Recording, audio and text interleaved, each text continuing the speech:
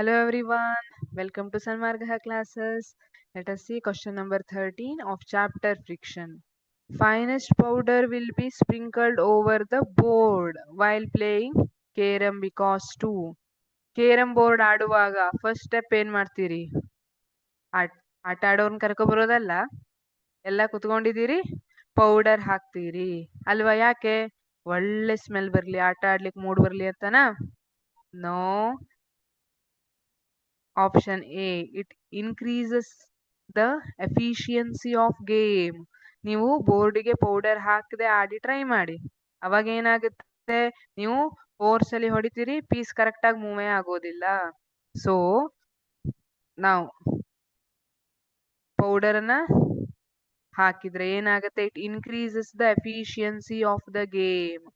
Easily piece ಅನ್ನ move ಆಗೋ ಹಾಗೆ ಮಾಡಬಹುದು. So option A is right. Decrease the easy movement of carom pawns. No, this is wrong. Powder ಹಾಕದಿದ್ರೆ ಅದು easily move ಆಗೋದಿಲ್ಲ.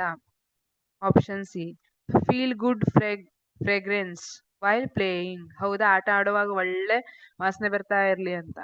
No, this is wrong. To maintain the good condition of the carom board. No, this is also wrong. Correct option is option A. Finest powder will be sprinkled over the board while playing carom because to increase the efficiency of the game.